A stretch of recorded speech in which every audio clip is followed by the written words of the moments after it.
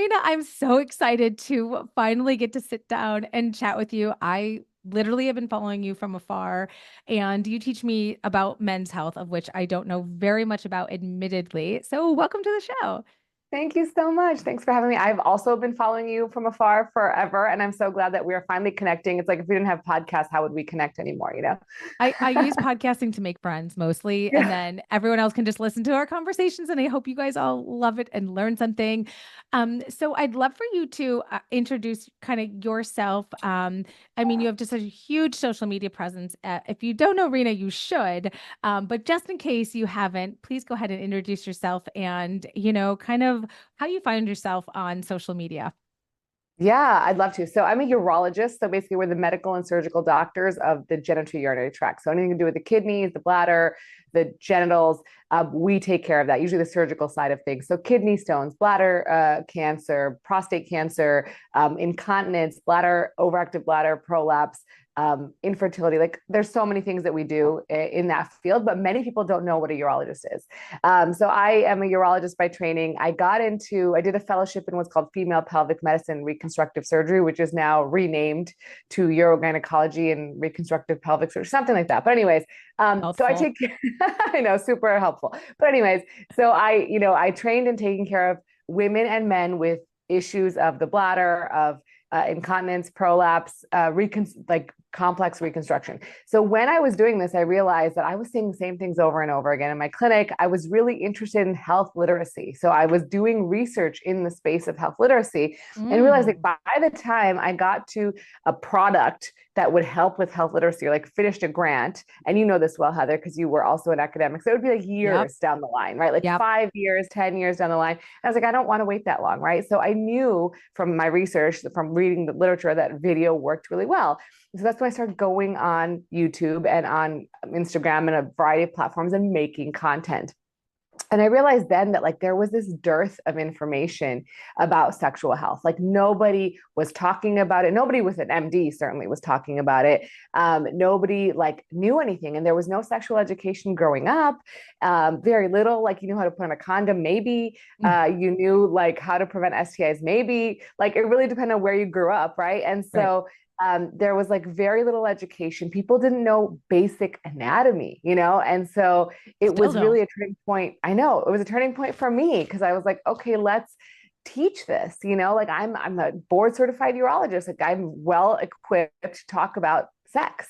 And so Mhm. I started doing it and started really focusing in on sexual health because that was where the information was needed. But it just took off, and I was not expecting that. I was just a regular urologist practicing clinically and doing this on the side on the weekends, right? And then I was Right. like, oh wow, people really need this. And so Yeah. I am honored to be able to reach millions of people every week, and it is Yeah. so exciting to do that and to be able to like make content for people and help them like transform their sex lives. So it's been truly wonderful. Yeah, I absolutely agree. Like it takes and also I'm excited to talk to you you're writing a book and I the amount of time it takes to make a YouTube versus a book. It's just even that, it's crazy. But the I amount of know. time it takes to get a grant done when you could just make a TikTok or you could even film a long form video.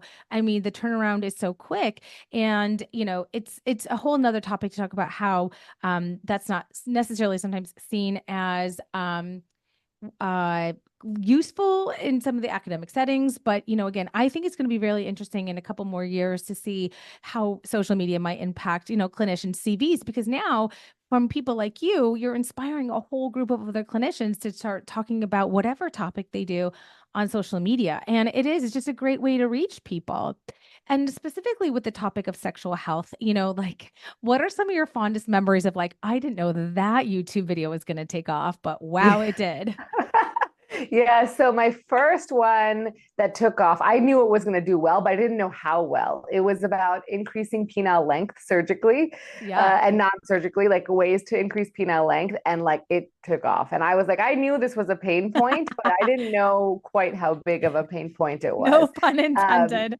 yeah, and And then the other one was how long it takes to have sex.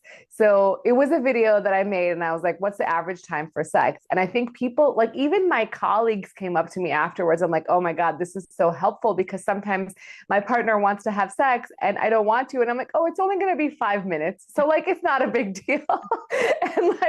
And so it actually helped them sort of reframe their thoughts around sex. Like it wasn't taking away so much time. And as you know, Yeah. women view sex very differently. Like it's a Yeah. chore or it's something else to do. And so when they realized like the time for sex on average is about 5 minutes, Yeah. 5.5 minutes, they were like, oh, okay, that's I can not, squeeze that's that not in. really, yeah, yeah. So I think that was like one that I didn't expect to do so well, and it really did do well. Well, both topics are really interesting because, I think as someone who only sees women, I certainly can list off some of the common questions that either, my colleagues would be like, oh, I didn't know. Yeah, I would know how to answer those. Or patients are like, oh, I've never asked this out loud before. But let's talk about men and men's health. Obviously, a lot of people listening to this show are women. So this is a little sneak peek into, what men might ask. But what are some of those questions about sexual health or etc. that men ask that you're like, oh yeah, it's really common to ask this question or to want to know this fact that we might find like sort of amusing the same way it's interesting to learn what is the average duration of sexual intercourse, right? So what are you Yeah, hearing in yeah. the office or what do you hear from your male patients?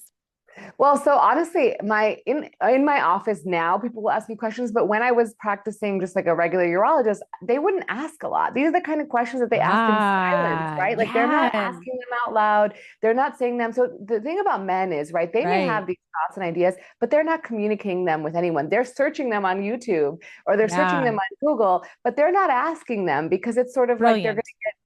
to shoot. And so there's a Mm. couple things that I, as a female, was like, oh, like this is so not a big deal to me, but men get really concerned. So one, as I mentioned, was penile length. So we know that like if you do surveys, about 85% of women are satisfied with their partner's length. Like they're like very happy with it. It's totally fine. And that's because, right, vaginal penetration is not usually the number one way women climax, right? It's usually through clitoral stimulation. 85% of women will climax through clitoral stimulation, but not be able to climax necessarily through vaginal penetration alone. And so if that's you, you are in the majority, right? That's very, very common. Woman. You are not broken just because you see on, Hollywood, like they penetrate and immediate orgasms. Like that's not real life, right? Right. So Right.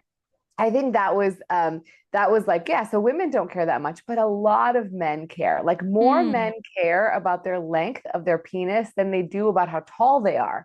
So like if you look at like, guys wanting to be taller, more guys want a longer penis than they want to be taller. Mm. And so I think that what shocked me about that was that people are really distressed. Like this affects Mm. their whole life. Like they're thinking Mm. about it, they're ruminating about it, they're tking about ways to do it. They're Mm. willing to do more drastic things to increase their penile length than you know than is safe, right? And so I think it's important to like realize that that's a big thing, and even we as women have internalized that, like because we see it on media, we're like, oh, bigger is better, and as you know, that's not necessarily the case. Right. Sometimes it's painful when it's too big, right? It's Right. not comfortable, and so I think that's one that really surprised me. And the other one that surprised me is like when men get really concerned about ejaculation volume, like how much they're ejaculating. And while Yeah. some women find this like to be very pleasurable when you can feel a very strong ejaculate, most women just want to know that you're orgasming. And so I think they get very concerned about how much and how to increase the volume. And like, yeah, there's of course people who enjoy ejaculation on body parts or like they like to see it. But ultimately, like most people just want to know that they're making their partner feel pleasure. And so Mm-hmm. that's really, I think, the goal. But those are sort of the things that off the top of my head that I can say that really generally surprised me. And then I think the other Huh. big one is just having good, strong erections, right? Like I think a misconception is that a guy is always ready to go with a rock hard erection. And if they're not, it's something to do with the relationship. And very often that's not the case, right? So men get erectile dysfunction because of a variety of things, but most commonly is vascular. So they have hypertension, diabetes, high Diabetes. cholesterol. Hmm. I will tell you the high cholesterol thing is something that I've been seeing more and more of. Like I will see men come in my office, six-pack abs, look great, and their cholesterol's through the roof. And I'm like, well, that's why you're struggling, right? And so it's very often because of comorbid conditions, and you should take it seriously because when a guy has issues with an erection, about 15% of those guys will go on to have a heart attack within 7 years. Hmm. And so if your partner is having issues with ED, he should see his primary care doctor. He should see a cardiologist to get worked up to make sure that all those risk factors are really optimized. And I think also just to know that like it's not about you, right? It's not that they don't like you or that something went wrong or that something like is turned off. They're not turned off. It's like literally they are struggling because of usually a metabolic issue, or it could be psychogenic. And there's a lot of people. I think when you have an issue with erections, there is like even if for a woman, right? If you have a problem orgasming one time, the next time you're thinking, am I going to climax? Am Hmm. I going to climax? Vicious Very circle. similarly, yeah, men will have an issue with erections. And the next time that's what they're thinking about. Am I going to get an erection? Am I going to get an erection? And stress is an erection killer. Like you're not going to get an erection, right? And so it just cycles. And even Yeah. if say you have high cholesterol, you have an issue, you have maybe a hormonal issue, maybe a nervous issue, maybe you're on a medication that affects your erections, there's still a psychogenic component. So I think there's a lot of work that needs to be done and it needs to be dealt with really sensitively. So like Yeah. if a guy loses his erection, the best thing a partner can do is to just follow his lead. Like don't like just stop everything. Don't like make a big deal about it, right? Because it's a very sensitive topic. And I think just be like, hey, do you want to keep going? And like you can be intimate without having penetrative sex. And so I think just making sure that that's still on the table, that you're not freaking out, that you're not making it about you. Right. um, I think that's a really important factor. These are so interesting because you can hear that there is a huge, not surprising, communication like mismatch here, right? So, in the first example of penile length, most women are absolutely satisfied. So, spinning our wheels about maybe an idea that's projected upon us that, actually really could be so consuming and maybe not something that actually has necessarily the end result that they need. Same thing with ejaculation, just communication mismatch of like, we aren't talking about these issues or we haven't been talking about them for so long. Now, I have to now like ask you, like, the next question is like, the sex industry, like, is that playing a role into what people think is normal? Like, how far have we really gotten skewed from what is really normal?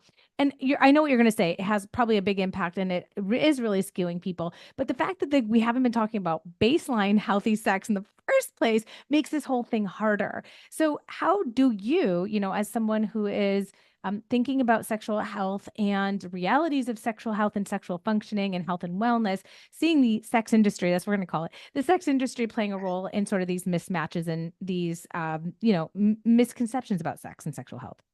Absolutely. So, starting from, I think you mentioned it, but we don't know how to talk about sex, right? Like, this is the number one issue that's plaguing relationships. We've never had a single productive conversation about sex. You've never asked your partner, like, what are you into? Like I was just talking to my friend last night and she's about to go on a date with this guy. She's like, how do I bring up that I have issues with my partner? Like, I have issues with penetration, like, it's uncomfortable for me. And I Yeah. said, you ask him what he's into, and then likely that will lead to him asking what you're into. And then you can say, oh, I don't really like penetration that much, but there's other ways to be intimate, right? And so I think that's a Yeah. great place to start. But like I think in long-term relationships, it becomes increasingly difficult because you've been with the person for like however many years, and now you're like, oh, I kind of want to talk about sex, but we've never talked about it. So what I Yes. tell people is start slow. Like this is not one conversation. It's not like the birds and the bees conversation and you're done. And even with your kids, it's not a one-time conversation. So I think you have to sit down, not in the bedroom, not right after sex, not right before sex. It has to be away from the time of having sex. And you need to be in a place where you're comfortable. And usually it's easy to just not be looking at each other. So maybe on a walk, maybe in the car.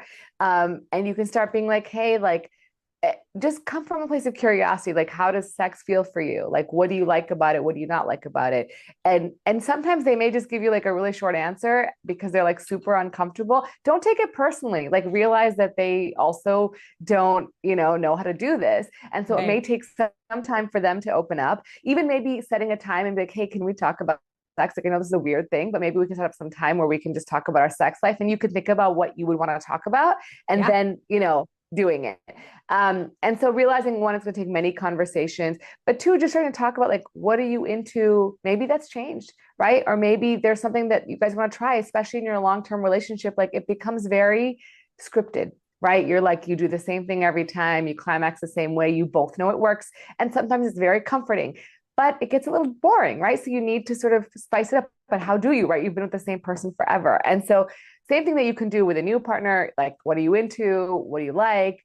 But now with someone who's long-term relationship, you just are asking again from a place of curiosity. So that's I think Yeah. just in general about communicating. But then It's really talking about the helpful. adult film industry, I think that there are people who use it well, and there are people who have it detrimental. I'm not pro or anti porn. I think porn can be used in a very positive way. So there's actually data that supports that when couples watch it together and they enjoy it together, they actually have more satisfying sex lives. And when women use it, they tend to, if they have positive thoughts about it. So it all really depends on how you're going at it, right? So if you watch it, you don't feel guilty. Like, if you have a guilt behind it and you were raised a certain way that was like, this is not good, this is sinful, then you're going to have negative connotations with it. But say you use it and you are positive about it, like, oh, this is great, it's helping me explore my body, explore my sexuality, then you generally will have a better sex life because you now feel more confident, you know your body better, you know what you like, and maybe you try some different things. And there is different kinds of pornography available. So there is obviously the things that are freely available, but there are things behind paywalls, and they're called sort of ethical pornography, where obviously the actors are being treated really well. There's a lot of consent going on. There's people sort of like intimacy coordinators like they have on real movies. It's more of a real life almost scenario. Like, they're building up a story. It's not this fake, like, made up thing. It's more of a film. And so a lot of women tend to enjoy that more. And I think Hmm. also, I think men would enjoy it if they like sort of explored for it, but I don't think they Yeah. do as much. And so Yeah. I think the issue with pornography is that sometimes it sets up unrealistic expectations. And when you're with a partner and they don't climax within minutes, because for women, it takes a lot longer, on average 14 minutes to climax, versus a guy takes about 5 minutes. So if there's no priority on the female, she's not going to climax, right? Like, it's not I'm going to happen. smiling because I'm like, is that where the 5 minutes comes from? Yes, basically, it ends when the man climaxes, right? Like, from penetration. Yeah. Um, so yeah, Right. around 5 minutes. And so, Yeah. for women, though, it takes more time. And so, yeah, you have to prioritize for average, right? Yeah. Some women are Yeah. faster and they'll Right. climax quicker, and then that's fine. And some guys will take longer than 5 minutes. So it might work out, right? But I'm saying, Yeah. on average, the average couple is going to have that number. And then, they're going to need to prioritize female stimulation before, in order for them to climax. And so, a lot of times you watch this and, like, they see each other, they penetrate, and within minutes they're climaxing, and that's not realistic. Or Right. they're lasting for 20-30 minutes, and you're like, that's not realistic, because they're using medications or injections to help them last that long, or they're choosing to be in this profession because they have, delayed ejaculation as a as a thing, and so they're like, Oh. well, this works for me. um and they're usually like much larger than average because the camera has something to pick up, and like there's a Yeah. whole bunch of things that are done, right? They're using lube and like water, like special effects, and they're doing all these things to make it look really Hmm. appealing to the viewer. And so it can be really stressful when you think that's what sex should look like. So I think the younger you Yeah. are that you're exposed to this, the more concerning it is, because as an adult you Yes. can tell, like, that's not Right. real, right? Like, you're an adult brain, like, you've had multiple partners potentially, and like, this is not what real sex is like. But I Yeah. think for someone who's never had sex or had very little experience, and they see this, like, oh, is something wrong with me? Like, why don't I react like that, or why does my partner not react like that? And so it can be really problematic, and I think it's really difficult to bring it up. But usually I would say, if people have an issue with it, they know. They know, like they know they're using it too much. It's a very small proportion of people. It's like 3 to 10% of people who use it have an issue. Very uncommon with women, more common with men, but like, it's really not as common. So I'd say if your partner's watching pornography, like and they're using it, they're still intimate with you, they're still happy with you, they're still doing all the things they need to do, being present for your family, working, like there's no harm in it, right? But if you find that it's detracting from those things, either for yourself or your partner, like then it's a problem, right? And then it's like, okay, we need to like scale it back, right? Because the other issue is if that's all they're using or you're using to help yourself get in the mood and to climax, like by yourself when you're masturbating, then you may have trouble climaxing or climaxing with your partner because that's not the visual you're getting, right? It's a very different visual. You've just And trained so your I brain think in one way. that's when it becomes an issue. And so it's not that common, but it does happen. And I would say, like, again, it goes back to those basics. Like, don't be like, oh my God, you got to stop watching porn. Like, that's not going to be a productive conversation. It may be like, hey, how would you feel about us watching together? Maybe that can get us both in the mood. Or, hey, like maybe, what can we try in the bedroom that might be more interesting? Like just sort of things like that, and sort of being open and curious rather than being accusatory. Yeah. You're such a wealth of information. I love listening to this because it really is something where it takes two to tango. And so I think as women, especially in sort of, if you're listening to a lot of the dialogue from, menopause experts and women's health experts, you kind of forget that like there also is another person there that's also playing a role. And there could be things, the issues that men have too, right? Because I think there is kind of this myth, especially in sort of the bubble that I live in, which is women's health, that, a lot of this is on us. Like the onus is on us. So we're, need to learn how to better enjoy it or learn how to do all these things, but so do men. So I have another question that I wanted to ask you, which is like, how common, I know this is a silly question, but I have to ask it because, how common is pain with intercourse from a male perspective? Because pain with intercourse is something that women experience all the time. And I just don't know if it's something men ever experience. As silly as that sounds, do they ever have pain with penetration or intercourse or erections? So it's different, yes. And men do. And so I think, we talk about for women, pelvic floor dysfunction being a very common cause of pain with sex. Men also get pelvic floor dysfunction. And so Mm. when they get pelvic floor dysfunction, and just a brief review of that is like you have your pelvic floor is a bowl of muscles that are basically in your pelvis, which all your organs are on top of: your bladder, your rectum, your uterus for women, your vagina is around there, your urethra. For men too, the same bowl of muscles, and they can get dysfunction due to having hypertonicity. So those muscles are too tense and not relaxing. And I describe it as similar to TMJ because everyone sort of knows, like, if you clench your jaw at night, you go to sleep and you clench your jaw, you wake up with a headache, or you wake up with grinding your teeth. Your dentist tells you, hey, you got to stop grinding your teeth. Like those are things that are out of our control, right? They're a stress response, or they're a response to whatever is going on in your life. Very similarly, your pelvic floor can tense up due to trauma, stress, being type A, doing certain types of activities. So during COVID, sitting all day was causing a Ooh. lot of pelvic floor dysfunction. Ooh. If you're, weightlifting and holding your breath a lot, like that Yes. can cause pelvic floor dysfunction. So a lot of All things, intertwined. yes, can cause this, right? So it happens for women where then they'll have pain with sex, among other things. And men will also develop pain with it. So they'll sometimes describe pain in the testicles. Sometimes they'll describe pain with ejaculation or with erections. Sometimes they'll have ED because their pelvic floor is so tense that the blood flow is not getting through the muscles that are tense. And so absolutely, there are men who have pelvic floor dysfunction. I think this is probably the hardest issue for them because one, they can't find doctors that know about this or treat it. And two, they're like, how do I like tell my partner it hurts? And like, I don't want to make them feel bad that like it hurts when I have sex or like when I orgasm. And like, I don't want to let my partner down. I mean, the large number of men who come to my office, they want to be better in bed because they're so worried about losing their partner or dissatisfying them. So I think Mm. on the male side, I think it's really important to realize like they care so much. Like the ones Mm. that care, they care a lot. Like they want to make sure that you're happy and that they're not making you feel bad, right? And I Yeah. think that's a really important place to come from. Is like these guys, they just want to be better for their partner, and they don't, obviously nobody wants pain, but they also will really struggle bringing that up to you because they're like, it's like, why am I having pain? Like no one talks about this. It's not like super, super common, but certainly it happens. So if you have a partner who maybe you notice maybe makes a funny face or like Mhm. something has changed and like they're avoiding, oftentimes they'll just avoid sex. Like they'll Yeah. find out that something's wrong and they'll now start avoiding sex. So maybe you'll go through the perimenopausal transition and you'll optimize your libido and now you're ready to go and your partner's been avoiding sex and you thought it was because you didn't want it and And now you're like, now, wait, they don't yes, want it, they're yes. avoiding it. And so there may be something there deeper, and like I Yeah. think it's important to find out, like, is it just that your desire is not there? Men also get low libido, right? Very commonly. And so the most common cause for that is hormonal issues. So like very often their testosterone is low, just like women have low testosterone. Yeah. And your audience will know this, right? But not everyone Right. knows that.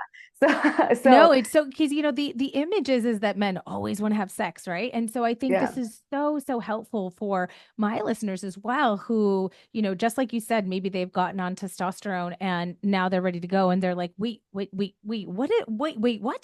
tables are turned and it's really confusing.